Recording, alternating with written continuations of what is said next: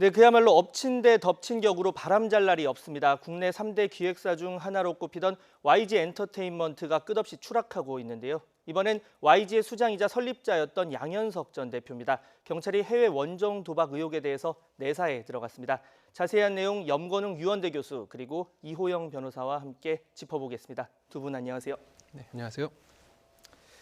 네, 먼저 양현석 전 대표의 해외 원정 도박 혐의부터 보겠습니다. 지금까지 일단 드러난 내용 먼저 정리를 하고 이야기를 나눠볼까요? 지금 현재 양현석 대표가 기존에 있었던 성매매 의혹 혐의 외에 또 추가적으로 원정 도박 혐의를 받고 있습니다. 그래서 금융정보분석원에서 이제 수상한 자금 흐름을 파악했는데 그걸 이제 경찰에서 의뢰해서 파악하고 있었는데 여기 이제 YG라든지 양현석 전 대표의 어떤 수상한 자금 흐름이 있었다라는 것을 금융정보분석원에서 경찰에 넘겼던 상황이었고요. 거기 보면은 이제 그 제보자가 또 등장을 합니다. 이 부분에 대해서 해외 언쟁을 어떻게 했느냐 그러니까 결국 이 문제가 되는 가장 큰 이유는 도박은 할 수가 있어요. 당연히 할 수 있지만, 그러니까 물론 불법입니다. 도박도 불법이긴 하지만 이 도박에 사용된 금액이 상당하다라는 거죠. 그래서 여기 지금 양현석 대표 같은 경우는 지금 미국 라스베가스 MGM 호텔에 있는 VIP 룸을 사용했고요. 거기서 그 도박에 썼던 금액이 약 13억 원 상당 정도를 사용을 했다. 이 중에 6억 원 정도를 잃었다. 이런 이제 제보가 들어온 상태입니다. 그래서 이 부분에 대한 자금 추적을 결국 하다 보니까 제보자들의 제보가 있었고 결국 이런 것들은 외국에서 도박을 한 혐의가 원정 도박 혐의가 있는 것이 아니냐. 그리고 또 아까 외국환 관리법에 의거해서 결국 불법 자금이 들어간 것이 아니냐. 그러니까 결국 탈세 혐의가 적용될 가능성이 높다라는 부분이고요. 이런 부분에서 지금 여러 가지 불법적인 부분이 동원됐다라는 겁니다. 현지에서 지금 우리나라에서 미국으로 갖고 갈 수 있는 돈의 한도가 1만 달러예요. 그러니까 한국 돈으로 한 1,200만 원 정도 상당인데 이 돈을 한 번에 갖고 갔는데 어떻게 지금 10매덕, 13억 원 정도의 불법 도박을 할 수 있느냐 이런 문제가 나오는데 여기에 이제 등장하는 것들이 이제 환치기 수법이라든지 또는 여러 명, 그러니까 예를 들어 여러 명을 동원해서 자금을 최대한도로 가져간다. 그러니까 한마디로 한 사람당 1,200만 원씩 가져가서 그거를 10명이 합치니까 1억 2천만 원이 된다. 이런 식의 불법 자금을 동원하지 않았냐 이런 의혹까지 받고 있는 상황입니다. 네, 지금 보면 이 VIP 룸에서 도박을 하려면 예치금이 한 15억 정도 된다고 하고 그리고 10억 원 넘게 도박 자금으로 사용을 했고 그리고 실제 6억 원을 잃었다 이런 내용입니다. 자, 그런데 지금 아까 잠시 말씀을 했지만 자금 출처에 대해서 그러니까 사실 이 문제가 더 되는 게 그 양현석 전 대표 같은 경우에는 탈세 혐의로 이제 경찰 수사도 받아왔잖아요. 그렇다면 이번에 도박 자금으로 쓴 돈이 자기의 돈이라면 좀 문제가 상대적으로 덜 될 수 있겠지만 만약에 탈세를 이용해서 얻은 돈이라면 또 문제가 더 커질 수가 있거든요. 이 부분 어떻게 보십니까? 탈세를 통해서 어떤 수익을 벌었고 그것을 도박 자금으로 썼다고 하면 그것 자체가 일단 탈세가 일단은 처벌되는 범죄이고요. 그 다음에 만에 하나 그 자금의 출처가 또 회사 돈이다.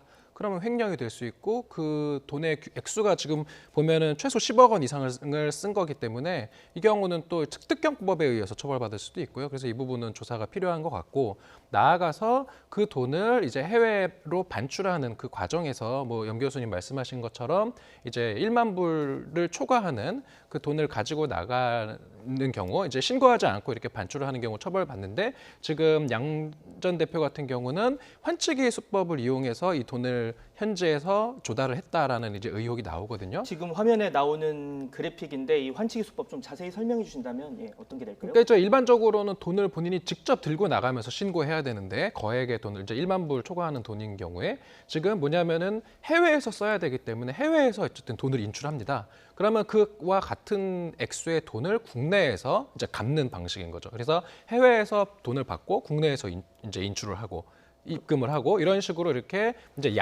통화가 다른 양 국가의 계좌를 동시에 이용을 하는 그런 방식이기 때문에 이게 통화의 그 외환 거래에 일단 잡히질 않는다는 점에서 불법성이 대단히 큰 범죄입니다. 그러니까 돈을 외국으로 보통 우리 사람들 같은 경우 외국 출국을 할 때 돈을 환전을 해서 가져가는데 그런 그렇죠. 게 아니라 네. 이제 우리나라와 외국에서 모두 계좌를 만들어서 이제 그쪽에서 돈을 뽑는 방식이다 이렇게 보면 될까요? 네, 맞습니다. 네. 자, 보면 지금 현재 사실 외국에 나갔을 때 뭐 카지노 이제 재미 삼아서 하는 분들도 분명히 있을 텐데, 자, 도박의 기준이 뭔가, 카지노를 방문하면 다 도박이 되는가라는 부분에 대해서 또 궁금증을 갖는 시청자분들도 있을 것 같아요. 네. 자, 이런 부분에 대해서 좀 설명을 해주신다면. 네. 도박에 대해서는 일시적 여흥에 대해서는 처벌하지 않습니다. 그러니까 뭐 단순하게 그냥 재미에 놀이로 이렇게 도박을 했다라고 하면 또 금액이 크지 않으면 그것을 처벌하지 않는데, 문제는 뭐냐, 상습성이 있냐, 그리고 또 여기에 판돈이 굉장히 컸냐, 이런 부분을 도박의 기준으로 삼거든요. 근데 여기 지금 양현석 씨가 그 미국에 가서 지금 썼던 돈이 13억 정도고 또 잃은 돈이 6억 원 정도인데, 여기 아까 앵커께서 말씀하셨듯이 여기 VIP룸, MGM 호텔 VIP룸은 여기 회원으로 가입하려면 15억 정도를 예치를 해야 된다는 거죠. 그러니까 이런 돈들을 어떻게 마련했느냐, 그리고 이런 것들이 결국은 판돈이 상당히 큰 것을 봤을 때는 결국은 우리나라 국내법에 도박 혐의의 처벌을 받을 수도 있는 부분이긴 합니다. 이거 뭐 상당히 고액으로 했고 상습적이라는 게 입증될 가능성이 상당히 높거든요. 왜냐하면 2017년 10월과 또 2018년 2월에 이 MGM 카지노 VIP룸을 방문했다라는 그런 제보가 있었고요. 또 한 보도에 따르면 여기 VIP룸에 드나들었다는 기록만 11차례에 이른다라고 하고 있기 때문에 상습 도박을 했다. 그리고 또 불법적인 거액의 판돈을 걸고 또 잃었다. 이런 부분에서 도박죄가 성립될 가능성도 분명히 있습니다. 왜냐하면 우리나라는 이제 속인주의라고 해서 우리나라 사람이 외국에서 범죄를 저질러도 거기서 불법 행위를 했으면 우리나라 법으로 처벌이 가능하거든요. 그러니까 처벌이 가능한 부분인데, 다만 이 도박죄는 사실 지금 단순 도박 같은 경우는 1,000만 원 이하의 벌금이고, 상습 도박이나 아까 뭐 상습 도박이나 금액이 큰 경우는 5년 이하의 징역이나 3천만 원 이하의 벌금이기 때문에 이 죄로 처벌도 가능하지만, 특히나 여기에 문제가 되는 것은 불법적으로 환치기를 통해서 외국환을 보냈기 때문에 이런 것들에 대해서 외국환관리법에 대한 탈세 혐의가 적용되지 않을까라는 예상이 전개되고 있습니다.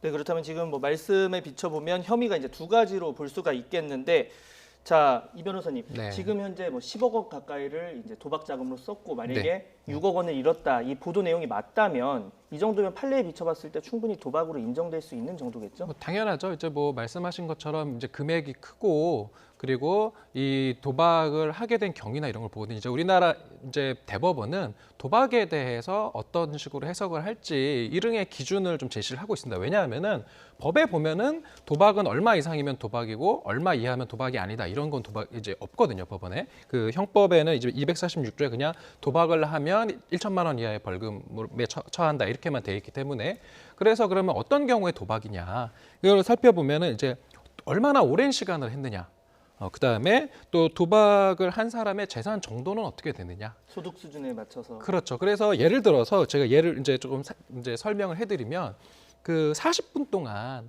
그 이제 훌라 게임이라는 걸 한 사람들이 있었어요. 근데 이 카드 게임 사람들이 일종이죠? 네, 이제 최종적으로 무죄 판결을 받긴 했는데, 그 40분 동안 한 판당 그 500원에서 1,000원 정도씩 돈을 걸고 동네 주민들이 이제 훌라 게임을 한 경우는 무죄 선고를 받은 케이스가 있고요. 근데 이것과 비슷한데 오히려 유죄를 받은 경우도 있습니다. 네. 그래서 1시간 15분 동안 또 동네 주민과 또 처음 보는 사람이 이렇게 모여서 고스톱을 쳤는데 점당 500원. 그래서 판돈이 28만 6천 원이었거든요. 그러면은 야, 이거를 도박으로 봐야 될까? 조금 이제 고민스러운 지점이었는데, 법원에서는 어떻게 판결했냐면, 이게 가정주부나 무직자들이 그 중에 있었고, 이런 사람들한테 한 28만 원 정도라고 하면 이거는 고액이고 단순히 일시오락으로 보기는 조금 어렵다라고 해서 벌금 50만 원에 처한 케이스도 있거든요. 그리고 그런 것에 비추어 본다면 양 전 대표가 이번에 그 10억 원의 판돈을 걸고 6억 원을 잃었다. 그리고 거기에 뭐 한 번도 아니고 여러 차례 지금 그 드나들었다라는 지금의 어떤 이런 의혹들이 사실이라면 이것은 도박죄 혐의가 적용이 될 것으로 보입니다. 자, 그런데 지금 양현석 대표가 도박은 했는데 불법은 아니었다, 이런 해명을 지금 하고 있는 것으로 전해지고 있습니다. 그렇다면 네, 이 변호사님, 이런 거는 어떤 의미로 해석을 해야 될까요? 그러니까 도박은 했는데 불법은 아니었다. 어떤 그거는 점을... 이제 도박은 했는데 이게 일시오락이었다. 나는 그냥 여행 중에 한번 가서 어쩌다가 이렇게 큰 돈을 잃은 것이다라는 취지. 예를 들어서 이런 사건이 있어요. 옛날에 어떤 호텔에서 그 유명 탤런트의 모친인가요? 그분이 잭팟을 터뜨려서 100억 원 넘는 돈을 딴 적이 있습니다. 근데 처벌을 안 받았거든요. 그 이유는 해외 여행 중에 잠깐 그냥 재미 삼아서 한번 들렀던 호텔 카지노에서 우연히 잭팟이 터진 경우였다라는 어떤 그 도박에 이르게 된 경위를 봤을 때 이것은 금액은 대단히 크나 일시오락으로 볼 여지가 크다라고 해서 빠져나갔던 건데 양 전 대표도 좀 그런 것을 조금 의도하는 것 같아요. 이건 일시오락이었다라는 주장을 하고 싶겠지만 지금 나오는 것들은 뭐 수차례 갖고 미리 예치금도 넣어놓고 이런 것들이 사실이라고 한다면은 일시오락으로 보기는 좀 어려울 것 같습니다. 네. 자, 양 전 대표 지금 그 성접대 알선 혐의로 수사도 받고 있고 지금 되고 있는데 이건 어떻게 진행이 지금 되고 있습니까? 일단 그 2014년 7월에 한 서울의 한 고급 식당에서 성접대한 혐의를 받고 있죠, 양 전 대표가. 그래서 외국인 재료가를 접대하는 상황에서 유흥업소 여성들을 동원해서 성접대를 했다라는 그런 의혹을 받고 있었고 거기에 또 소속사의 한 유명한 또 연예인까지 동원했다라는 얘기도 있었고요. 또 같은 해 10월에 강남의 또 유흥업소 종사자, 그러니까 일명 정마담이라고 불립니다. 그 여성이 인솔한 10여 명의 유흥업소 여성을 동원해서 유럽 원정 성접대까지 동원을 했었다라는 의혹을 받고 있습니다. 그래서 이 부분에 대해서 지난달에 지금 양현석 전 대표는 경찰에서 성매매 알선 혐의로 입건이 됐고요. 지금 피해자 신분으로 수사가 진행 중인 상황입니다. 그래서 여기에 더불어서 경찰에서는 이것을 이제 출국 금지를 하거나 계좌 추적 등을 통해서 조금 더 강제 수사를 할까라는 그런 고려를 하고 있는 내용이고요. 여기에 특히 이제 어떤 지금 계좌 분석이라든지 또 관련자 진술 등을 토대로 봤을 때는 이게 지금 수사 전환에 대한 단서를 확실하게 좀 입수를 했다라고 경찰이 좀 어느 정도 자신을 하고 있는 것 같아요. 그래서 추가적으로 경찰과 또 국세청이 지금 공조를 해서 조세 범칙 조사라는 걸 하고 있습니다. 그러니까 이 탈세 혐의에 대해서 지금 국세청이 강제 조사를 하는 그런 내용인데요. 결국 이 경찰과 국세청의 이 강제 조사 내용들이 합병되어서 검찰의 수사로 또 확대 전환될지 그 여부도 좀 지켜봐야 될 것 같습니다. 네, 그렇군요. 자, 지금 이 변호사님 네. 보도를 보면 승리도 또 함께 도박을 했다 이런 네. 얘기가 나오고 있는데 네. 이 부분에 대한 이야기와 또 승리 같은 경우도 지금 그 전에 7개 혐의로 이미 검찰에 송치가 된 그렇죠. 상황이었잖아요. 네. 기소 의견으로 송치가 됐는데 네. 이것에 대해서 좀 수사가 지지부진한 것 같아요. 두 가지 묶어서 한번 설명을 해주신다면요. 네, 지금 뭐 양 전 대표가 지금 6억 원 잃었다고 하는데 그 소속사 가수인 승리 씨는 지금 뭐 13억 원을 잃었다라고 하고 있거든요. 그렇죠. 그래서 어찌 보면은 그 사장님보다 더 직원이 큰 사고를 지금 친 것이 아닌가 싶은데 뭐 이게 지금 좀 조사를 해봐야 될 것 같아요. 그런데 뭐 다른 이제 언론 보도나 이런 걸 보면 그 승리 씨가 자신의 지인에게 그 라스베가스의 그 유명 호텔에서 자신이 도박을 어떻게 했고 그다음에 자신이 도박을 통해서 딴 돈은 또 현지에 어떤 식으로 보관을 했고 뭐 이런 이야기를 자세하게 다시 말해서 경험하지 않았으면은 이야기할 수 없을 정도로 구체적으로 이야기하는 어떤 그러한 내용들이 지금 나와 있거든요. 그래서 그런 것들로 본다면은 승리 씨 역시도 또 이 원정 도박 이 혐의에 대해서 조사를 받아야 될 것 같고, 그다음에 말씀하신 것처럼 그 이제 몽키 뮤지엄이었죠. 그 몽키 뮤지엄과 유리홀딩스와 관련된 식품위생법 위반, 뭐 그다음에 본인의 성매매 혐의 등 불법 촬영 혐의도 그렇죠. 있었고요. 네, 그런 7개 혐의로 기소 의견으로 지금 송치가 됐는데 문제는 그 수사기관에서 가장 큰 혐의로 봤던 게 5억 원 상당의 그 횡령이었거든요. 근데 이 부분에 대해서 이제 법원에서 구속영장을 기각시키면서 이제 이야기했던 게 그 범죄 혐의에 대해서 좀 다툼의 여지가 있다.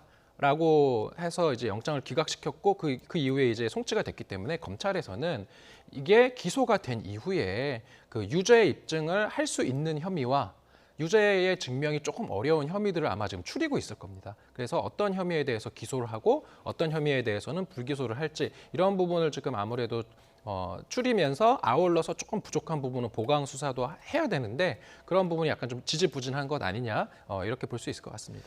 자, 이 변호사님 짧게 하나만 더 물어보겠습니다. 그 승리 같은 경우에는 지금 입대 의사를 밝혔단 말입니다. 네네. 그러면 군대 가고 나면 사실 이렇게 수사가 지지부진한 상황에서 군 헌병 쪽으로 이제 인계가 돼서 그렇죠. 끝나는 것 아니냐 이런 뭐 말도 나오는데 어떻게 보십니까 이 부분? 뭐 이제 그 승리 씨가 입대를 하면 이제 뭐 수사 권한이 이제 헌병으로 이첩이 되고요. 하지만 뭐 민간 그 수사 기관과 공조를 해서 수사는 아마 계속 될 것으로 보입니다. 네. 네. 자, 승리 씨와 또 관련이 있는 내용인데 버닝썬 사건 이야기를 잠시 해보겠습니다. 대한민국을 뒤흔들었다 해도 과언이 아닌데 당시 무엇보다 문제가 됐던 게 바로 물뽕, 이런 마약류가 클럽에서 사용됐느냐, 뭐 여성을 성폭행하고 이러는데 사용이 됐느냐 여부였습니다. 오늘 경찰이 물뽕 등 약물에 관한 성범죄 대응책을 내놨다고요? 네, 맞습니다. 이제 그 클럽들이 지금 버닝썬에서 시작된 클럽의 문제들이, 그러니까 문을 닫고서 다시 다른 이름으로 개장하는 그런 문제들이 발생했다라는 거죠. 그래서 이런 부분에 경찰이 선제적 대응을 하겠다라고 지금 뭐 사실은 뭐 선전포고를 한 것이나 마찬가지인데요. 서울지방경찰청에서 8월부터 10월간 3개월간 클럽의 불법 행위를 분석하고 여기에 대해서 집중 단속을 하겠다라는 내용입니다. 그래서 불법 행위의 클럽이 재개장한 그런 부분에 특히나 이제 불법 영업에 대한 선제적인 대응을 하겠다는 건데, 거기 보면 마약류 유통 투약, 또 약물에 의한 성범죄, 또 불법 촬영물 촬영 유통, 또 무허가 영업 클럽 관련한 행위를 집중 단속하겠다라고 하는데, 눈길을 끄는 점이 하나가 있습니다. 뭐냐면 클럽에서 약물을 이용한 성범죄가 있었을 때 보통 수사는 관할 경찰서가 맡게 되는데, 이 부분을 서울청에서 직접 담당하겠다. 그러니까 뭐 광수대가 아마 담당을 하겠죠. 그러니까 이런 것들을 강력범죄로 규정을 하고 지방청에서 담당하겠다라는 그런 의지를 보여주고 있는데, 왜냐하면 지금 GHB 말씀하셨지만 이거 소위 물뽕이라고 하는데요. 이것이 지금 이렇게 데이트 강간 약물을 많이 사용이 된다는 거죠. 그러니까 이 물뽕은 신종 마약의 형태인데, 이것이 만약에 알코올과 섞여서 체내에 들어가게 되면 이것이 30분, 최소 30분에서 최장 1시간 30분이 있으면 검출이 안 된다는 문제가 있습니다. 그렇기 때문에 만약에 이 부분에 대해서 이 GHB를 이용한 어떤 성범죄가 발생했을 때 서울청에서 직접적으로 최대한 빨리 출동을 해서 이 증거를 확보하겠다, 뭐 이런 의지를 보여주는 거라고 볼 수 있겠습니다.